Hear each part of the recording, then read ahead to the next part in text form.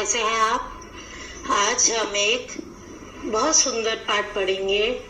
इस कहानी में एक नन्हा फनकार है जो आप ही की तरह एक छोटा सा बच्चा है और वह फनकार है। फनकार क्या होता है? फनकार होता है एक जिसके भीतर एक अद्भुत कला हो, एक टैलेंट हो, कुछ कर गुजरने की चाह हो और उसके भीतर एक सुंदर कला को गढ़ने की क्षमता हो, उसे बोलते हैं फनकार। तो चलिए पढ़ते हैं पाठ 4, नन्हा फनकार। वह लड़का एक चौकोर लाल पत्थर के पास बैठ गया। उसने जल्दी जल्दी कोई प्रार्थना बुदबुदाई और छेनी हथौड़ा उठाकर अपने काम में जुट गया। यह कहानी है एक लड़के की, एक बच्चे की जो एक चकोर 4 कोने वाले लाल पत्थर के पास बैठे हुआ था। उसने जल्दी जल्दी कोई प्रार्थना बुदबुदाई। बुदबुदाना यानी अपने मन में बोलना, धीरे धीरे बोलना, जैसे फुसफुसाना होता है। तो उसने जल्दी से कोई प्रार्थना अपने मन में बोली, हल्के थोड़ा सा मुंह खोलकर बोली, उसे बोलते हैं बुदबुदाना। हल्के से होठों को हिलाना, उसे कहते हैं बुदबुदाना। तो उसने जल्दी से कोई प्रार्थना अपने मन में बोली और छेनी हथौड़ा उठाया और अपने काम में जुट गया। तो देखिए, छेनी हथौड़ा उठाना तो मतलब उसका क्या काम है? पत्थर पे तराशना, पत्थर को तराशना और उनसे विभिन्न आकृतियां बनाना, यह उस बच्चे का काम है। और हर कोई व्यक्ति अपना काम आरंभ करने से पहले प्रार्थना करता है। इसीलिए इस बच्चे ने भी अपने हाथ में अपने अस्त्र उठाए। छेनी हथौड़ा ही उसका अस्त्र था, क्योंकि उसी से वह अपना कार्य करता था सफलता पूर्वक। इसलिए उसने छेनी हथौड़ा उठाया और उससे पहले प्रार्थना की। जब भी हम अपना काम शुरू करते हैं तो प्रार्थना करते हैं, ऐसा शुभ माना जाता है। तो इसीलिए उसने छेनी हथौड़ा उठाने से पहले प्रार्थना की और फिर छेनी हथौड़ा उठाकर अपने काम में लग गया। चलिए आगे पढ़ते हैं। कुछ दिन पहले ही उसने इस पत्थर पर घंटियों की कतारें और कड़ियां उकेरना शुरू किया था। लड़के ने एक अध बनी अधूरी घंटी पर छेनी की नोक टिकाई और सावधानी पूर्वक हथौड़े से घंटी पर नक्काशी करने में जुट गया।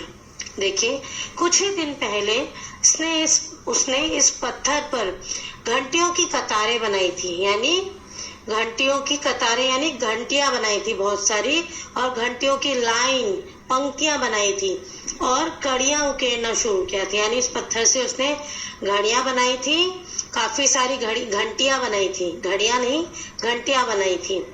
तो कुछ दिन पहले ही उसने इस पत्थर पर घंटियों की कतारें बनाई थी और कड़ियां, घंटी होती है और घंटियों को जिससे बांधते हैं उस चेन को क्या बोलते हैं? कड़ियां। तो उस पत्थर पर उसने घंटियां बनाना शुरू किया था और उनकी कड़ियां, उसकी चेन बनाना शुरू किया था। लड़के ने एक अध बनी अधूरी घंटी पर, यानी उसकी एक आधी बनी हुई अधूरी घंटी रखी थी, जिस पर उसने छेनी की नोक टिकाई। अपनी छेनी को घंटी पर रखा और सावधानी पूर्वक हथौड़े से घंटी पर नक्काशी करने में जुट गया और अपने हथौड़े से घंटी पर नक्काशी करने लगा। नक्काशी क्या होता है? सुंदर सुंदर चित्र बनाना, कलाकृति बनाना, आकृति बनाना, उसमें सुंदर चित्रकारी करना, उसे बोलते हैं नक्काशी करना। आया समझ में? तो चलिए अब आगे बढ़ते हैं। नेट पढ़ाई। हथौड़े के वार से पत्थर पर जो कटाव उभरता, उससे पत्थर की किरचें छितरा जाती और आंखें सिकोड़ लेता। साथ साथ धीमी आवाज में वह कुछ गुनगुनाने भी लगता। उसके चारों ओर दूसरे संगत राष्ट्र भी अपने अपने काम में डूबे हुए थे। तो देखिए, जब वो पत्थर पर हथौड़े से वार करता था, डिजाइन बनाता था, उस पर आकृतियां बनाता था, और जब उसे काटता था आकृतियां बनाने के लिए, उसमें डिजाइन बनाने के लिए जब हथौड़े से पत्थर पर कटाव करता था, काटता था, उसे तोड़ता था, तो पत्थर पत्थर की किरचें छितरा जाती थी। जब आप हथौड़ा मारते हो तो धीरे धीरे हथौड़ा मारते हो, तिरछा करके। तो जब आप पत्थर पे तिरछा करके आप हथौड़ा और छेनी चलाएंगे, छेनी से हथौड़े से छेनी पर वार करेंगे, तो उसमें से पत्थर के पतले पतले टुकड़े, जिन्हें किरचे बोलते हैं, परते, यानी पत्थर के टूटते हैं तो उसके ऊपर की जो परत होती है, जो पत्थर की परतें होती हैं, छिलके होते हैं, थोड़ा थोड़ा थोड़ा करके वो छितरा गए, इधर उधर बिखर जाते हैं। और लड़का अपनी आंखें सिकोड़ लेता। आंखें सिकोड़ना मतलब आंखें छोटी छोटी कर लेता, आंखें बंद कर लेता, ताकि वो पत्थर की किरचे, पत्थर के छोटे छोटे टुकड़े उसकी आंख में ना चले जाए। और साथ साथ धीमी आवाज में वह गुनगुनाने लगता है। आप भी कई बार गुनगुनाते होंगे ना। गुनगुनाना यानी कोई भी गाना गाना, धीरे धीरे गाना गाना, जिससे दूसरों को परेशानी ना हो। जो उसके आसपास दूसरे संगत राज थे वह भी अपने काम में डूबे हुए थे। यानी संगत राज कौन होते हैं? पत्थर तराशने वाले मजदूर या पत्थर तराशने वाले जो वहां पर कारीगर थे, उनको संगत राज बोला जाता है। यानी यह बच्चा भी संगत राज था। ठीक है, तो जो पत्थर तराशने का काम करता है उनको संगत राज बोला जाता है। तो उसके चारों ओर जो संगत राज बैठे हुए थे, सभी अपने अपने काम में डूबे हुए थे। देखिए आगे पढ़ते हैं। केशव 10 साल का था और अभी अपना काम सीख ही रहा था। पिता के एक बार करके दिखा देने पर वह सीधी लकीरों वाले और घुमावदार डिजाइन उकेर सकता था। अब तक उसने नक्काशी का जो भी काम किया था, उनमें से इन घंटियों को बनाना ही सबसे ज्यादा मुश्किल था। केशव जानता था कि एक दिन तो ऐसा जरूर आएगा जब वह बहुत बारीक जालियां, महीन नफीस बेल बूटे, कमल के फूल, लहराते हुए सांप और इठलाकर चलते हुए घोड़े, ये सब पत्थर पर उकेर पाएगा, ठीक उसी तरह जैसे उसके पिता बनाते हैं। तो देखिए, जो ये लड़का है, जो ये कारीगरी कर रहा है, काम कर रहा है, वह केशव है। उसका नाम क्या है? केशव। और वह कितने साल का है? 10 साल का। और वह अभी अपना काम सीख ही रहा है। और उसके पिताजी उसे एक बार करके दिखा देते हैं तो वह एक बार ही केवल समझने पर सीधी लकीरों वाले और घुमावदार यानी गोल गोल डिजाइन भी उस पर पत्थर पर उकेर सकता था, यानी उभार सकता था, बना सकता था। अब तक उसने नक्काशी का जो भी काम सीखा था, उनमें से सबसे मुश्किल कौन सा काम था? घंटियां बनाने का। क्योंकि घंटियों में बहुत बारीक काम करना पड़ता है, डिजाइन बनाने पड़ते हैं, उनको आकार गोल देना पड़ता है और शंकु आकार देना पड़ता है, अलग अलग आकार देने पड़ते हैं, अलग अलग कलाकृतियां उसमें बनानी पड़ती हैं। इसलिए घंटियों को बनाना बहुत मुश्किल काम था केशव के लिए। पर केशव जानता था कि एक दिन तो उसकी जिंदगी में ऐसा आएगा जब वह बहुत बारीक जालियां यानी चेक वाला डिजाइन और बहुत महीन बारीक बेल बूटे यानी पत्तियां बनाना, फूल बनाना, लहराते हुए सांप बनाना और भागते हुए घोड़े, यह सब वह जब घंटियों पर उकेर पाएगा, ठीक उसी तरह जैसे उसके पिता बनाते हैं। उसके पिता भी इन सब आकृतियों को बड़ी आसानी से बना लेते थे, तो उसे भी आशा थी कि एक दिन वह भी आसानी से बना पाएगा। आगे देखिए, कई साल पहले जब वह पैदा भी नहीं हुआ था, उसके माता पिता गुजरात से आगरा आकर बस गए थे। बादशाह अकबर उस वक्त आगरे का किला बनवा रहे थे और केशव के पिता को यही काम मिल गया। केशव का जन्म भी आगरे में ही हुआ था। उसे गुजरात के पुश्तैनी गांव जाने का तो कभी मौका ही नहीं मिला। आगरे की गलियां और अब सीकरी, बस यही उसका घर था। देखिए इनका अर्थ। कई साल पहले जब केशव पैदा भी नहीं हुआ था, उसके माता पिता गुजरात से आगरा आकर बस गए थे। यानी मूल रूप से वो गुजरात के थे, किंतु आगरा आकर बस गए। बादशाह अकबर उस वक्त आगरे का किला बनवा रहे थे। बादशाह अकबर को तो आप जानते होंगे। बादशाह अकबर जो है मुगल सल्तनत के बादशाह थे, यानी मुगल काल के, जो मुगल काल का साम्राज्य जिन्होंने स्थापित किया था वो कौन थे? बाबर। उनके बेटे थे हुमायूं और हुमायूं के बेटे थे अकबर।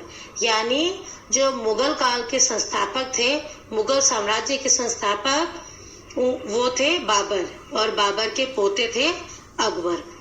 तो अकबर उस वक्त समय आगरे का किला बनवा रहे थे। आगरे में किला है अकबर जी का, आपने देखा होगा अकबर का किला है, तो वो बनवा रहे थे। और केशव के पिता को भी यही किले में काम करने का मौका मिल गया और केशव का जन्म भी आगरे में ही हुआ। तो जब वो आगरा आ गए, वहां उनको अकबर के वहां काम मिल गया, तो केशव का जन्म भी आगरा में आकर ही हुआ। उसे गुजरात के पुश्तैनी गांव, पुश्तैनी क्या होता है? जो पुराना हो, आपके दादा दादी का घर, आपका पुश्तैनी गांव, जहां आपकी पीढ़ियां रही हो, आपके दादा दादी रहे हो, आपके पिता रहे हो, उनका परिवार रहा हो, ठीक है, तो उसे बोलते हैं पुश्तैनी। तो गुजरात के पुश्तैनी गांव में जाने का तो केशव को कभी मौका ही नहीं मिला। आगरे की गलियां और अब सीकरी, बस यही उसका घर था। आगरे और सीकरी यह जगह के नाम है।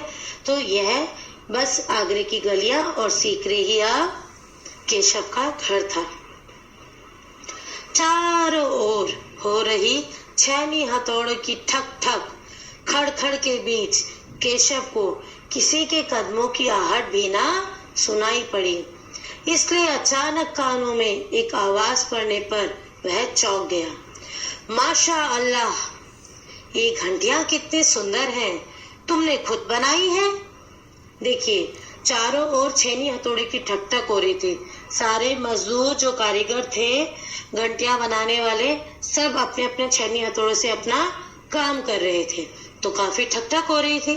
केशव को किसी के आने की आवाज भी सुनाई नहीं पड़ी, किसी के कदमों की आवाज भी नहीं सुनाई पड़ी। लेकिन अचानक उसके कानों में एक आवाज सुनाई दी। क्या आवाज सुनाई दी? माशा अल्लाह, ये घंटियां कितनी सुंदर हैं, तुमने खुद बनाई है। तो उसे यह शब्द सुनाई दिए।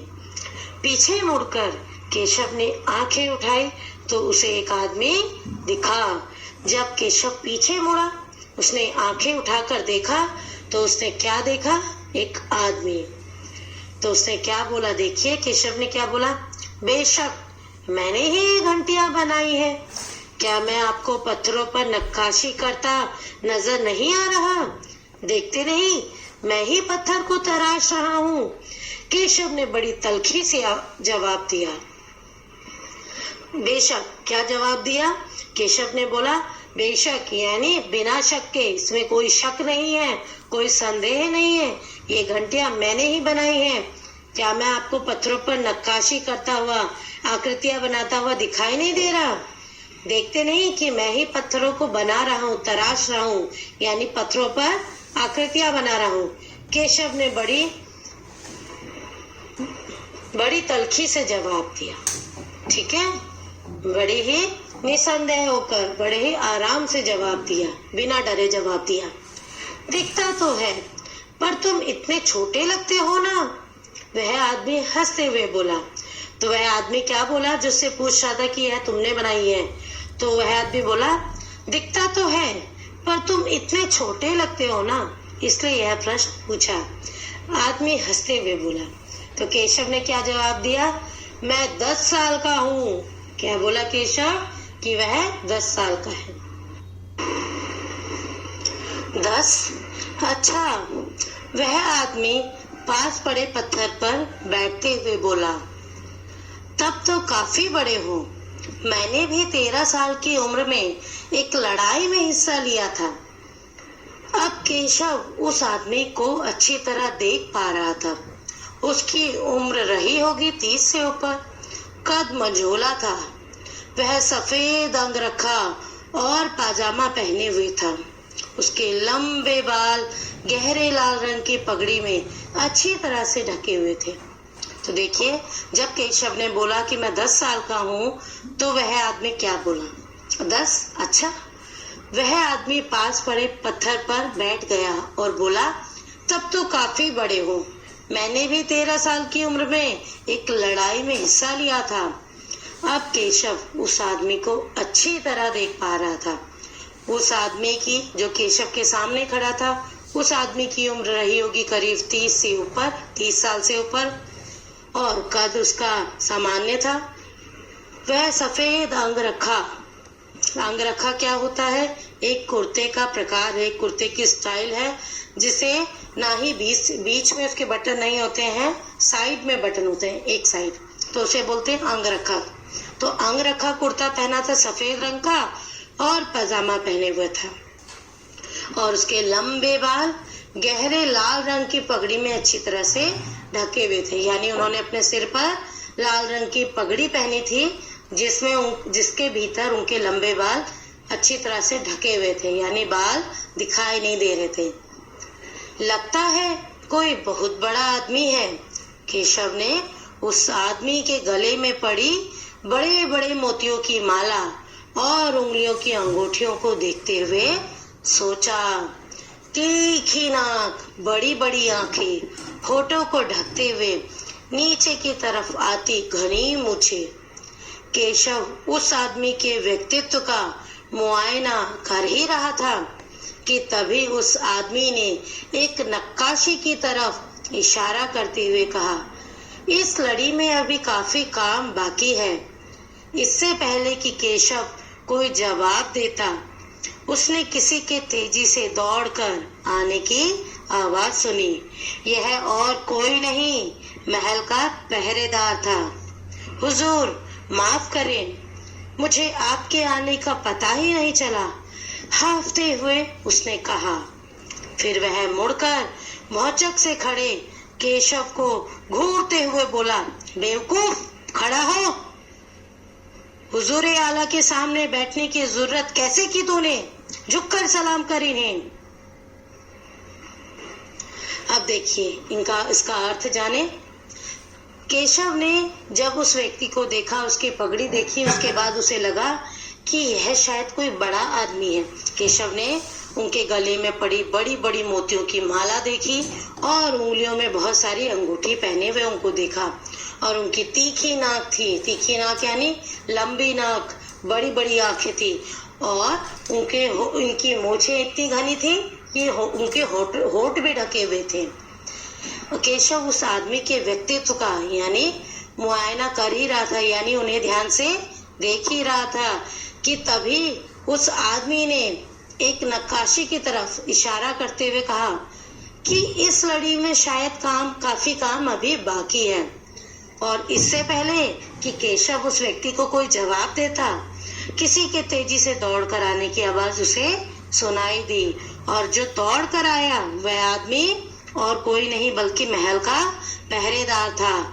और जो व्यक्ति उसके सामने खड़ा था पगड़ी पहने, उसको वह बोला, उस व्यक्ति से वह पहरेदार बोला, हुजूर माफ करें। हुजूर यानी स्वामी, मालिक, माफ करें, राजा जी माफ करें, मुझे आपके आने का पता ही नहीं चला, हाफते हुए उसने कहा। यानी वह भाग भाग कर माफी मांगने आया अपने हुजूर से और बोला, मुझे माफ करें, मुझे आपके आने का पता ही नहीं चला। और फिर वह मुड़कर केशव को घूरते हुए बोला, बेवकूफ, तू बैठा है, जल्दी से खड़े हो, और हुजूर आला यानी हमारे राजा के सामने तूने बैठने की जरूरत कैसे की? झुककर सलाम कर चल इन्हें। अब केशव का माथा ठनका, उसे कुछ समझ आ रहा था। बदहवासी में छेनी हाथ से छूटकर नीचे गिरी और वह जल्दी से उठकर खड़ा हो गया। अरे, कहीं यह बादशाह अकबर तो नहीं? यह ख्याल आते ही उसने झुककर सलाम किया और खरगोश की सी कातर नजरों से अकबर को देखने लगा। अब देखिए, जब केशव ने राजा अकबर के पहरेदार को देखा और जब उसने बताया कि यह राजा है, तो केशव का माथा ठनका, यानी उसके वो सोच में पड़ गया। माथा ठनका यानी सोच में पड़ गया, उसका माथा चकराने लगा। उसे कुछ समझ तो आ रहा था, और बदहवासी यानी उलझन के कारण उसके हाथ से छेनी छूटकर नीचे गिर गई और वह जल्दी से उठ खड़ा हुआ और उसके समझ में आ गया था कि अरे कहीं ये बादशाह अकबर तो नहीं थे। और जब उसे यह ख्याल आया कि शायद यह तो बादशाह अकबर है, उसने फटाफट झुककर सलाम किया और खरगोश की सी कातर नजरों यानी घबराई हुई डरी हुई नजरों से कि अरे मैंने तो अकबर को ऐसे बोल दिया, हम अपने राजा को जवाब दिया मैंने, और मैं उनको घूर घूर के देख रहा था, उनके आगे बैठा हुआ था। ये सब सोचकर वह नजरें चुराने लगा, नजरें नीचे कर अकबर को देखने लगा, यानी घबराई हुई डरी हुई नजरों से अकबर को देखने लगा। अकबर को पहरेदार की यह दखल अंदाजी भली न लगी, किंतु अकबर को जब पहरेदार ने यह बोलकर केशव को महसूस कराया कि वह राजा है, तो अकबर को यह बिल्कुल भी अच्छा ना लगा। यानी पहरेदार का बीच में बोलना और केशव को टोकना अकबर को बिल्कुल भी पसंद नहीं आया। उन्होंने खींचकर पहरेदार को वहां से जाने का इशारा करते हुए कहा, ठीक है सिपाही, कुछ देर के लिए हमें अकेला छोड़ दो। क्या बोला उन्होंने खींचकर यानी नाराज होकर गुस्से में पहरेदार को बोला जाने का इशारा करते हुए कि ठीक है सिपाही, कोई बात नहीं, तुम कुछ देर के लिए मुझे अकेला छोड़ दो। पहरेदार तो चला गया, मगर केशव असमंजस में था कि उसे क्या करना चाहिए, वापस अपना नक्काशी का काम शुरू करे या बादशाह के हुक्म के इंतजार में खड़ा रहे। दिल तो उसका अभी भी धक धक कर रहा था। हाँ, पर अब वह डरा हुआ नहीं था, क्योंकि अकबर प्यार से उसे देखते हुए मुस्कुरा रहे थे। देखिए, पहरेदार तो चला गया राजा के कहने पर, किंतु केशव असमंजस में था, हैरानी में था कि उसे क्या करना चाहिए, यानी वो कंफ्यूज था कि उसे क्या करना चाहिए, असमंजस में था। वापस अपना काम शुरू करे या फिर जब राजा उसे हुक्म दे तो या राजा के हुक्म में बादशाह के हुक्म के इंतजार में खड़ा रहे कि बादशाह अकबर उसको बोले कि चलो तुम अपना काम करो। तो वह सोच रहा था कि मैं बादशाह के हुक्म का इंतजार करूं या अपने काम पर लग जाऊं। दिल तो उसका भी धक धक कर रहा था अभी भी, यानी हल्का हल्का वह डरा हुआ था। लेकिन जब अकबर ने प्यार से उसे देखकर मुस्कुराया तो उसका डर दूर हो गया था। अब वह डरा हुआ नहीं था, क्योंकि अकबर प्यार से उसे देखते हुए मुस्कुरा रहे थे। फिर देखिए राजा क्या बोले, अकबर क्या बोले, बादशाह अकबर, तुम्हारा नाम क्या है? अकबर ने नरम आवाज में पूछा।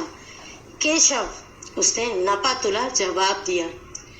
केशव, क्या तुम मुझे नक्काशी करना सिखाओगे? उलझन में पड़े केशव ने तुरंत सिर हिला दिया। तो देखिए, बादशाह अकबर ने नरम आवाज में यानी सॉफ्टली प्यार से केशव से क्या पूछा, तुम्हारा नाम क्या है? केशव ने नपातुला जवाब दिया, यानी हल्की आवाज में उत्तर दिया, डायरेक्ट प्रत्यक्ष रूप से, यानी बहुत ही कम सीमित बोलते हुए, नपातुला यानी कम बोलते हुए जवाब दिया केशव। केशव, क्या तुम मुझे नक्काशी करना सिखाओगे? कौन बोला? बादशाह अकबर। बादशाह अकबर केशव से बोले, केशव, क्या तुम मुझे नक्काशी करना सिखाओगे?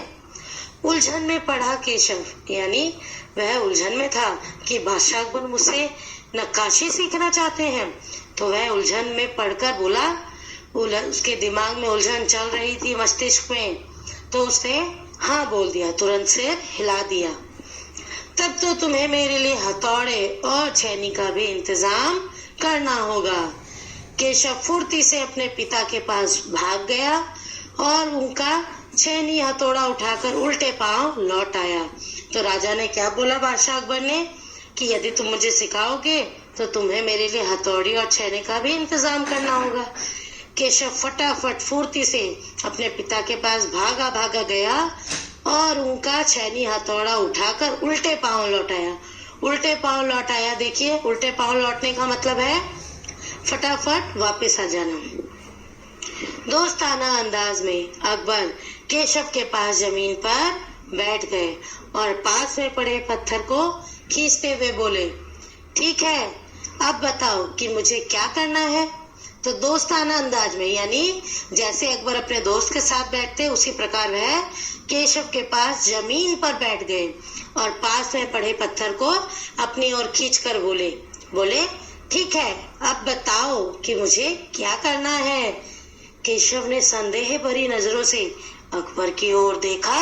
हुजूर, क्या आप यह सब करेंगे? केशव को संदेह हो रहा था कि एक राजा होकर, बादशाह होकर अकबर पत्थर को तराशेंगे भला। तो वह संदेह भरी नजरों से अकबर की ओर देखकर बोला, हुजूर, क्या आप यह सब करेंगे? तो बादशाह अकबर बोले, क्यों नहीं, मुझे तो विश्वास है कि मैं सीख ही लूंगा। केशव बोला, नहीं नहीं, मेरा मतलब ये नहीं था। केशव सकपका गया। दरअसल मैं कहना चाहता था कि आप इतने बड़े बादशाह हैं, ये ठीक नहीं लगता। तो देखिए केशव बोला, जब उसने राजा को बोला कि आप राजा होकर, बादशाह होकर यह काम करेंगे, तो राजा बोले, क्यों नहीं, मुझे तो विश्वास है कि मैं सीख ही लूंगा। केशव डर कर बोला, नहीं नहीं बादशाह, मेरा मतलब ये नहीं था। मेरा मतलब तो था कि आप इतने बड़े बादशाह हैं और आप ये काम करेंगे, यह ठीक नहीं लगेगा। उसने कुछ अनमने भाव से कहा। अकबर हंसकर बोले, अच्छा, लेकिन पिछले हफ्ते तो मैंने मिट्टी से भरी डलिया ढोने में किसी की मदद की थी। डलिया ढोने में किसी की मदद की थी, क्या यह काम उससे भी ज्यादा मुश्किल है? अकबर हंसकर बोले कि पिछले हफ्ते तो मैंने मिट्टी से भरी हुई डलिया ढोई थी, यानी लेकर गया था मैं। उसे ले जाने में मैंने किसी की मदद करी थी। किसे ले जाने में? मिट्टी से भरी डलिया ढोने में, ले जाने में मैंने किसी की मदद की थी। क्या ये नक्काशी का काम उससे भी ज्यादा मुश्किल है? केशव अभी भी असमंजस की स्थिति में था। वह अकबर के पास बैठ गया और उन्हें छेनी पकड़ने का सही तरीका सिखाने लगा। फिर जैसे कि केशव के पिता ने उसे सिखाया था, उसने कोयले के टुकड़े से पत्थर पर लकीरें खींचकर एक आसान सा नमूना बनाया और गंभीरता से कहा, देखिए, सिर्फ इन्हीं लकीरों को बहुत ध्यान से तराशना है। अकबर ने पत्थर पर छेनी रखी और जोर से हथौड़े पर वार किया, जिससे कटाव ज्यादा गहरा हो गया। देखिए, अब केशव ने वो असमंजस की स्थिति में था कि राजा सच में मुझसे सीखना चाहते हैं, पर वह अकबर के साथ बैठ गया। अब क्योंकि बादशाह ने कहा था तो उसे सिखाना ही था, तो वह छेनी पकड़ने का सही तरीका उन्हें सिखाने लगा, ठीक वैसे ही जैसे केशव के पिता ने केशव को सिखाया था। और केशव के पिता ने उन्हें कोयले के टुकड़े से पत्थर पर लकीरें खींचकर उसके ऊपर छेनी से निशान मारने का तरीका सिखाया था। पहले वह कोयले के टुकड़े से पत्थर पर लकीरें खींच देते थे, एक आसान सा नमूना यानी सैंपल, एक आकृति आसान सी बना देते थे, फिर उसी के ऊपर केशव तराशता था। ठीक उसी प्रकार केशव ने बादशाह को भी सिखाया। उसने कोयले के टुकड़े से पत्थर पर लकीरें खींची और एक आसान सा नमूना बना दिया और राजा को, बादशाह को गंभीरता से कहा, देखिए, आपको सिर्फ इन्हीं लकीरों को बहुत ध्यान से तराशना है। अकबर ने पत्थर पर छेनी रखी और जोर से हथौड़े पर वार किया, लेकिन उससे कटाव बहुत गहरा हो गया। फिर देखिए केशव क्या बोला, अरे अरे नहीं नहीं। केशव ने तुरंत गलती पकड़ी। क्या बोला केशव? अरे अरे नहीं नहीं, मतलब ऐसे नहीं करना है, हथौड़े को आहिस्ता से मारना है, ऐसे। उसने करके दिखाया। और हाँ, अपनी आंखें थोड़ी मीच कर रखें, वरना किरचे उड़कर आंखों में चली जाएंगी। अकबर मुस्कुराए, जी हजूर। देखिए, जब केशव ने बादशाह अकबर की तुरंत गलती पकड़ ली कि इतनी तेज हथौड़ा नहीं मारना है, हथौड़े को आहिस्ते से मारना है, आहिस्ता यानी धीरे से मारना है, ऐसे। और केशव ने उन्हें करके दिखाया और यह भी बोला अकबर को कि अपनी आंखें थोड़ा बंद कर ले, मीच ले यानी बंद कर ले, वरना जो किरचे हैं उड़कर, जो पत्थर के टुकड़े हैं बारीक बारीक, ये उड़कर आपकी आंखों में चले जाएंगे। तो अकबर उसकी चिंता और सिखाने का तरीका दोनों सुनकर अकबर मुस्कुराए यानी हंसने लगे, बोले जी हजूर। देखिए उतना बड़ा अकबर, बादशाह अकबर उतने छोटे बच्चे केशव से बोले जी हजूर। जवाब में केशव भी मुस्कुरा उठा। वह लगभग भूल ही गया था कि उसके बगल में बैठा यह व्यक्ति हिंदुस्तान का बादशाह है। एक अनाड़ी से वयस्क पर अपने काम की धाक जमाने में उसे मजा आ रहा था। वह बड़े ध्यान से देख रहा था कि अकबर किस तरह लकीरों को उकेर रहे हैं। बादशाह से जरा सी भी चूक हो जाने पर फौरन उसकी त्योरियां चढ़ जाती। देखिए जब राजा ने, बादशाह अकबर ने केशव को जी हुजूर बोला तो केशव सुनकर मुस्कुरा उठा। वह लगभग भूल ही गया था कि जो उसके बगल में बैठा व्यक्ति था वह हिंदुस्तान का बादशाह था। हिंदुस्तान पर, इतने बड़े हिंदुस्तान पर राज करने वाला बादशाह अकबर था। यानी उनकी सादगी, उनके प्यार, विनम्रता का भाव, इतने प्यार से बोलने वाले बादशाह अकबर थे। बादशाह अकबर एक ऐसे व्यक्ति थे, मुगल सल्तनत के ऐसे बादशाह थे, मुगल काल के, मुगल साम्राज्य के, जिन्होंने हिंदू और मुस्लिम दोनों वर्ग को बराबर प्यार और सम्मान दिया। वो एकमात्र मुगल काल के राजा थे जिन्होंने हिंदुओं के लिए बहुत अच्छा कार्य किया और हिंदू लोग भी उनको उतना ही प्यार करते थे जितना मुस्लिम लोग। और ये तो आप जानते ही हैं कि अकबर की एक पत्नी भी थी जो हिंदू थी। जोधा के बारे में आप जानते होंगे, तो जोधा उनकी हिंदू पत्नी भी थी। और इन्हीं के कारण कई हिंदू पत्नियां, कई हिंदू लड़कियों को पत्नी मुस्लिमों ने बनाया। यानी मुगल काल सल्तनत में हिंदुओं को बराबर सम्मान मिला अकबर के शासन में ही। तो अकबर जो बादशाह थे वो हिंदू मुस्लिम के प्यार का प्रतीक थे, उनको बराबर सम्मान देते थे और हिंदुओं को भी पूजा करने का अधिकार देते थे, तो मुस्लिमों को भी अपनी नमाज पढ़ने का बराबर अधिकार था। यानी दोनों को एक जैसे अधिकार प्राप्त थे मुगल बादशाह अकबर के टाइम पर। ठीक है, तो जो केशव था एक अनाड़ी से वयस्क पर अपने काम की धाक जमाने पर उसे मजा आ रहा था। तो देखिए जो बादशाह अकबर थे, केशव के सामने वह एक अनाड़ी प्रतीत हो रहे थे। केशव को एक अनाड़ी, पत्थर पर तराशने वाला अनाड़ी जिसे कुछ भी नहीं आता। अब बादशाह अकबर को थोड़े ना पत्थर का काम आएगा, क्योंकि वो तो एक बादशाह अकबर है। तो उनको एक अनाड़ी सा व्यस्त दिख रहा था। केशव को यह राजा, यह बादशाह एक अनाड़ी दिखाई दे रहे थे, जिस पर केशव धाक जमा रहा था कि ऐसे नहीं वैसे करो, वैसे नहीं ऐसे करो, और उसे बड़ा मजा आ रहा था। और वो बड़े ध्यान से देख रहा था कि अकबर क्या क्या गलतियां कर रहे हैं और किस तरह लकीरों को उकेर रहे हैं, बना रहे हैं। और जहां पर बादशाह से जरा सी भी चूक होती तो तुरंत वह उन्हें टोकता था, तुरंत उसकी त्योरियां चढ़ जाती। त्योरियां क्या होती है? आपकी आईब्रो, आंखों के ऊपर जो काली काली आपकी लाइन होती है, आईब्रो होती है, इनको त्योरियां बोलते हैं। तो जैसे ही बादशाह अकबर गलती करते हैं तो केशव की त्योरियां चढ़ जाती, यानी उनको आंखें दिखाकर अपनी त्योरियां चढ़ाकर उन्हें बोलता नहीं नहीं ऐसे नहीं ऐसे करो, यानी उन्हें तुरंत अपना काम समझाता। काम करते करते अकबर पूछ बैठते, केशव सही नहीं है क्या? और केशव सिर हिलाकर अपनी असहमति जता देता। देखिए अकबर जब जब काम करते, जब जब पत्थर पर तराशते, केशव को बोलते सही नहीं है क्या? और केशव अपना सिर हिलाकर ना में जवाब देता और अपनी असहमति जता देता।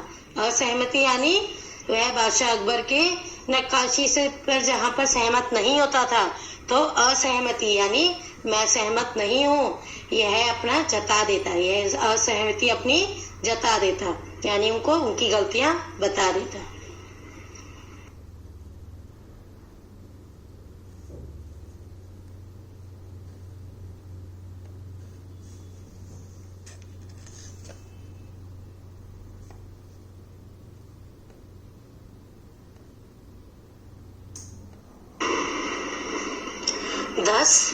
अच्छा, वह आदमी पास पड़े पत्थर पर बैठते हुए बोला, तब तो काफी बड़े हो। मैंने भी 13 साल की उम्र में एक लड़ाई में हिस्सा लिया था। अब केशव उस आदमी को अच्छी तरह देख पा रहा था। उसकी उम्र रही होगी 30 से ऊपर। कद मंझोला था। वह सफेद अंगरखा और पाजामा पहने हुए था। उसके लंबे बाल गहरे लाल रंग की पगड़ी में अच्छी तरह से ढके हुए थे। तो देखिए, जब केशव ने बोला कि मैं 10 साल का हूँ, अकबर इत्मीनान से बैठ गए और केशव को काम करता हुआ देखने लगे। अपने काम में खोए हुए उन दोनों को इस बात का एहसास नहीं हुआ कि आसपास मौजूद दूसरे संगतराज उन्हें बड़े कौतूहल से देख रहे हैं। अकबर ने गौर किया कि केशव पत्थर पर बने नमूनों को ही नहीं तराश रहा था, बल्कि अपनी तरफ से भी उनमें कुछ जोड़ रहा था, जिससे वे डिजाइन ज्यादा खूबसूरत लग रहे थे। लड़के के काम करने के अंदाज को देखकर अकबर ने धीमे से कहा, केशव, देखना, एक दिन तुम बड़े फनकार बनोगे। हो सकता है कि एक दिन तुम मेरे कारखाने में काम करो। कारखाना? कैसा कारखाना?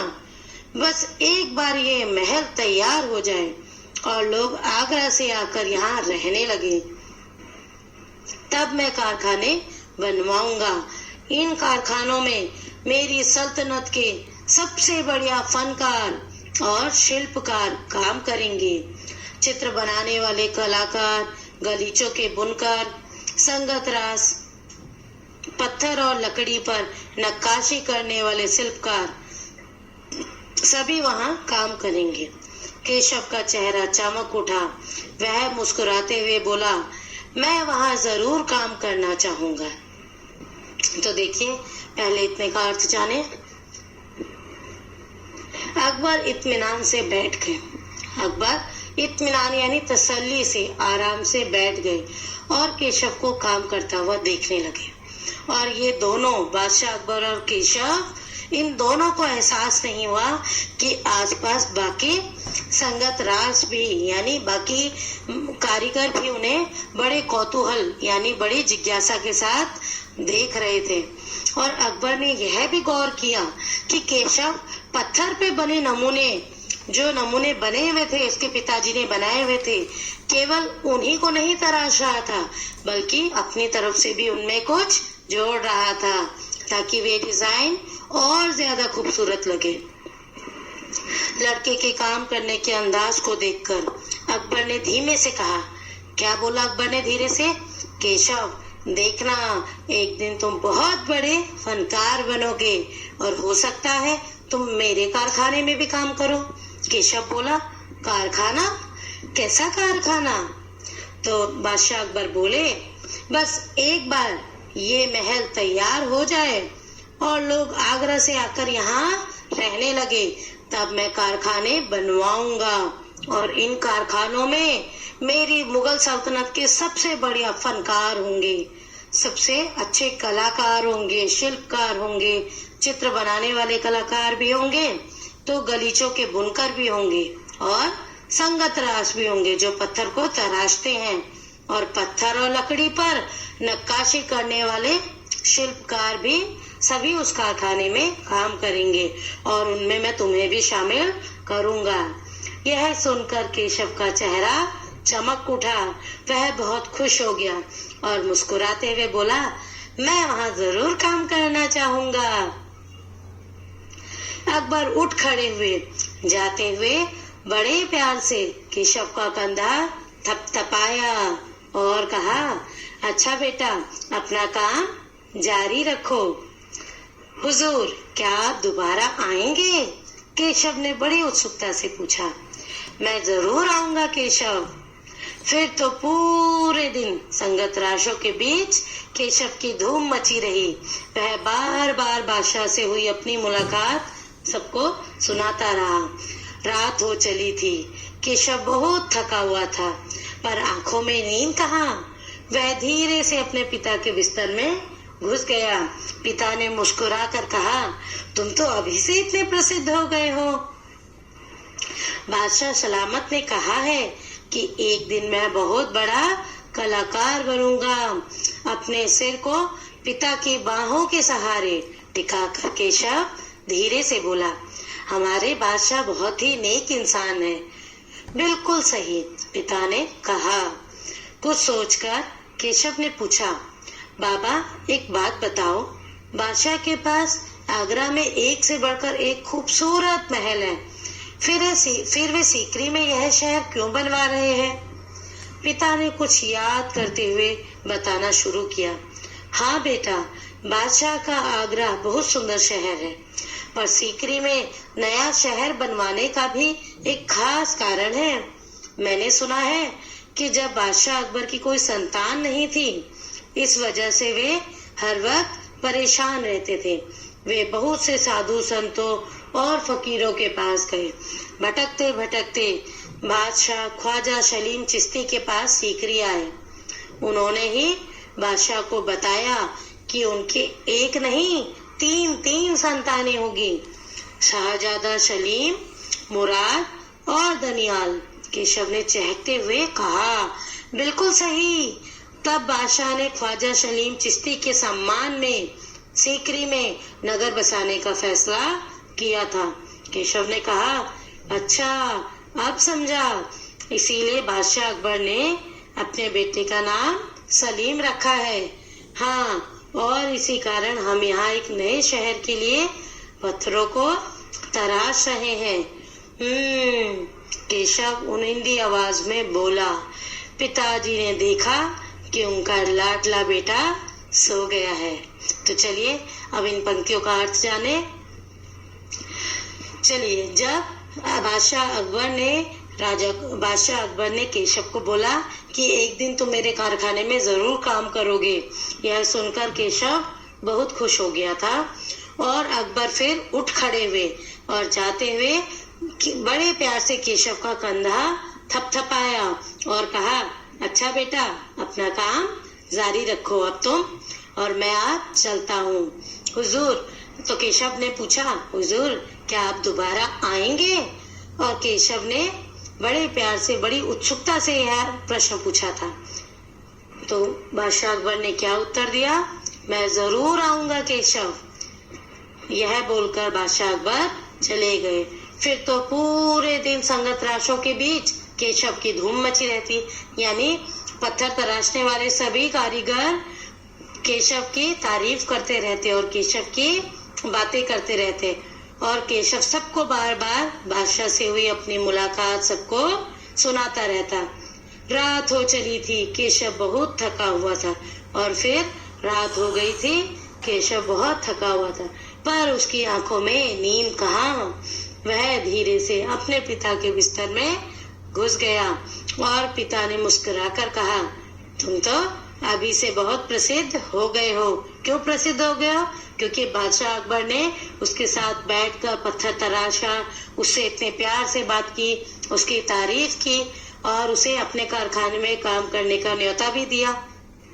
तो उसके पिता बोले कि अभी से तुम तो बहुत प्रसिद्ध हो गए हो। और फिर केशव ने बोला, बादशाह सलामत ने कहा है कि एक दिन मैं बहुत बड़ा कलाकार बनूंगा। और उसने अपने पिता की बाहों में, अपने पिता के हाथ के सहारे, कंधे के सहारे अपना सिर टिकाया और केशव धीरे से बोला कि हमारे बादशाह बहुत नेक इंसान है, बहुत अच्छे इंसान है ना पिताजी। पिताजी ने कहा, बिल्कुल सही। कुछ सोचकर केशव ने पूछा, बाबा एक बात बताओ, बादशाह के पास तो आगरा में बहुत सुंदर सुंदर महल है, फिर वे सीकरी में अपना शहर क्यों बनवा रहे हैं? तो देखिए, केशव और उसके पिता सीकरी में ही रहते थे और बादशाह अकबर अभी सीकरी में शहर बनवा रहे थे, इसीलिए ये लोग काम कर रहे थे, कारीगर। पिता ने कुछ याद करते हुए बताना शुरू किया और बोला, हाँ बेटा, बादशाह का आगरा तो बहुत सुंदर शहर है, पर सीकरी में नया शहर बनवाने का भी एक खास कारण है। पिताजी बोले, मैंने सुना है कि जब बादशाह अकबर की कोई संतान नहीं थी, कोई भी उनका पुत्र या पुत्री, कोई भी उनका बच्चा नहीं था, तो इस वजह से वे बहुत परेशान रहते थे। वे बहुत से साधुओं के पास गए, संतों के पास गए, फकीरों के पास गए, और भटकते भटकते, यानी सबके पास जाते जाते एक दिन उन्हें बादशाह ख्वाजा सलीम चिश्ती मिले। उनके पास वो सीकरी आए। उन्होंने ही बादशाह को बताया कि उनकी एक नहीं बल्कि 3-3 संतानें होंगी, 3-3 पुत्र होंगे। शहजादा सलीम, मुराद और दनियाल, ये उन तीनों शहजादों के, तीनों पुत्रों के नाम थे। और ये नाम किसने बताए थे? केशव ने। बिल्कुल सही। कौन कौन से पुत्र थे अकबर के? शहजादा सलीम, मुराद और दनियाल। बिल्कुल सही। तब बादशाह ने ख्वाजा सलीम चिश्ती के सम्मान में सीकरी में नगर बसाने का फैसला किया था।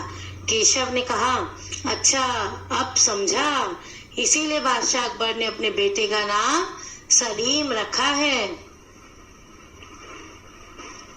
हाँ, और इसी कारण हम यहाँ एक नए शहर के लिए पत्थरों को तराश रहे हैं। अब केशव को बात समझ में आ गई थी और वो हूँ में उसका जवाब दे रहा था। क्यों? क्योंकि केशव को नींद आने लगी थी और केशव उनिंदी आवाज में, यानी नींद की आवाज में बोला, तो पिताजी ने देखा कि अब उनका लाडला बेटा सो गया है। तो यह था पाठ इस नन्हे फनकार के बारे में। कौन से नन्हे फनकार? केशव के बारे में। बिल्कुल सही। जिसे केवल 10 साल की उम्र में, 10 साल की आयु में बादशाह अकबर से मिलने का मौका मिला, उनके साथ काम करने का मौका मिला और बादशाह अकबर ने उस बच्चे की बहुत तारीफ की और अपने कारखाने में उसे काम करने का न्योता भी दिया। तो ये थी नन्हे फनकार की कहानी। तो चलिए अब आते हैं इसके अभ्यास कार्य पर। देखिए, पहले हम आते हैं पहला प्रश्न, केशव की घंटियां। माशा अल्लाह, ये घंटियां कितनी सुंदर हैं, तुमने खुद बनाई हैं? बादशाह अकबर ने यह बात किस लिए कही होगी? का केशव के काम की तारीफ में, खा यह जानने के लिए कि घंटियां कितनी सुंदर हैं, या ग केशव से बातचीत शुरू करने के लिए, घ घंटियां किसने बनाई यह जानने के लिए, ग क्योंकि उन्हें यकीन नहीं था कि 10 साल का बच्चा केशव इतनी सुंदर घंटियां बना सकता है, या च कोई और कारण जो तुम्हें ठीक लगता हो। तो बताइए और लिखिएगा। फिर दूसरा देखिए, केशव पत्थर पर घंटियां तथा कड़ियां तराश रहा था। उसके द्वारा तराशी जा रही घंटियों और कड़ियों का चित्र अपनी कॉपी में बनाऊं। तुम्हें क्या कोई खास इमारत याद आ रही है जिसमें नक्काशी की गई हो? संभव हो तो उसकी तस्वीर चिपकाओ। देखिए, आपने देखा होगा पुरानी इमारतें, आपने देखी होगी, आप लाल किला गए वहां देखा होगा। अक्षरधाम मंदिर यदि आपने दिल्ली में देखा हो तो उसमें देखिए कितनी सुंदर पत्थरों पे नक्काशी की हुई है ना। बहुत सारी ऐसे चित्र हैं जिसमें बहुत सारी आप इमारतें देख सकते हैं। अपनी पुस्तक में भी आपकी यदि दी हो, आप कहीं घूमने गए हो तो ध्यान दीजिएगा किसी पत्थर पर, इमारत पर कोई नक्काशी की हो। अगर संभव हो, अगर आप कहीं घूमने गए हो, आपने उनकी तस्वीर ली हो तो तस्वीर भी चिपकाओ अपनी कॉपी में, ठीक है। फिर देखिए, आना और जाना, इसके बारे में बात करते हैं। केशव के पिता गुजरात से आगरा आकर बस गए थे। हो सकता है तुम या तुम्हारे कुछ साथियों के माता पिता भी कहीं और से यहाँ आकर बस गए हो।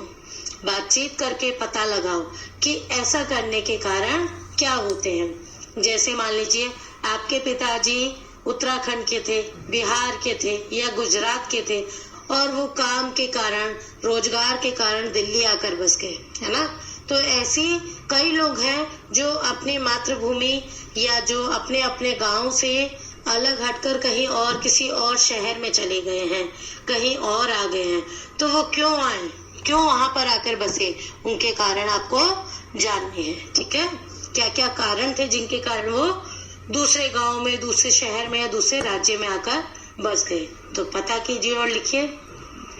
अब आते हैं कहानी पर। कहानी से तीसरा प्रश्न है, अकबर को पहरेदार की दखल अंदाजी अच्छी क्यों नहीं लगी? बताइए। क्योंकि शायद वह उस बच्चे से व्यक्तिगत रूप से रूबरू होना चाहते थे, उस बच्चे से जान पहचान बढ़ाना चाहते थे, या उस बच्चे की तारीफ करना चाहते थे, या फिर अपनी जनता के बीच जाकर उनके मन की बात जानना चाहते थे, या उनकी अपने राज्य को लेकर, अकबर को लेकर क्या राय थी वह जानना चाहते थे, या फिर वह उस बच्चे से आपस में बातचीत करना चाहते थे। तो आप सोचिए और आप अपने हिसाब से बताइए, अपनी राय दीजिए कि क्यों उनको पहरेदार की दखल अंदाजी अच्छी नहीं लगी। ठीक है, अब आते हैं चौथे प्रश्न पर। लगता है कोई बहुत बड़ा आदमी है, यहाँ पर बड़े आदमी से केशव का क्या मतलब है? पांचवा प्रश्न देखिए। खरगोश की सी कातर आंखें, पशु पक्षियों से तुलना करते हुए और भी बहुत सी बातें कही जाती हैं, जैसे हिरन जैसी चाल, है ना? और ऐसे ही कुछ उदाहरण तुम भी बताओ। आपने क्या क्या उदाहरण सुने हैं बताइए। अब छठा देखिए। अकबर ने जब नक्काशी सीखना चाहा तो केशव ने उन्हें संदेह भरी नजरों से क्यों देखा? बताइए। सातवां प्रश्न देखिए। केशव 10 साल का है, क्या उसकी उम्र के बच्चों का इस तरह के काम से जुड़ना ठीक है? अपने उत्तर के कारण जरूर बताओ। आठवां, केशव बार बार सबको सुनाता है, केशव सबसे क्या कहता होगा? कल्पना करके केशव के शब्दों में लिखो। अगर आपके साथ ऐसा होता तो आप कल्पना कर सकते हैं कि केशव जो सुना रहा था आप क्या सुनाते। ठीक है, तो आप ये कल्पना करके लिखो कि केशव को क्या सबको बार बार सुनाता होगा। ठीक है, अब शब्दों की निराली दुनिया। पहला का नक्काशी जैसे किसी एक काम को चुनो, बढ़ईगिरी, मिस्त्री इत्यादि जिसमें औजारों का इस्तेमाल होता है, उन खास औजारों के नाम और उनका क्या काम है पता करके लिखो। छेनी, हथौड़ा, तराशना, किरचे, ये सब पत्थर के काम से जुड़े हुए शब्द हैं। लकड़ी के दुकानदार और बढ़ई से बात करके लकड़ी के काम से जुड़े हुए शब्द इकट्ठे करो, जैसे और कक्षा में उन पर सामूहिक रूप से बातचीत करो। कुछ शब्द हम यहाँ दे रहे हैं, जैसे आप पत्थर की किरचे थी, उसी तरह यदि आप लकड़ी का काम करते हो, पत्थर में से किरचे निकलती हैं तोड़ने पर, उसी प्रकार लकड़ी का जब आप तोड़ते हैं या घिसते हैं तो उसमें से बुरादा निकलता है। ठीक है, तो यहाँ पर कुछ शब्द मैं दे रही हूँ आपको। आरी, रंदा, बुरादा, पलाई, सूत, ये लकड़ी से संबंधित है। ठीक है, चलिए अब है ग। हो सकता है कि तुम्हारे इलाके में इन चीजों और कामों के लिए कुछ अलग किस्म के शब्द इस्तेमाल होते हों, उन पर भी बातचीत करो। दूसरा प्रश्न, कटाव शब्द कट क्रिया से पैदा हुआ है। क्रिया तो आप जानते हैं, कोई भी काम करना। नीचे लिखी संज्ञाएं किन क्रियाओं से बनी हैं? इन संज्ञाओं का अर्थ समझो और इन पर वाक्य बनाइए। वाक्य में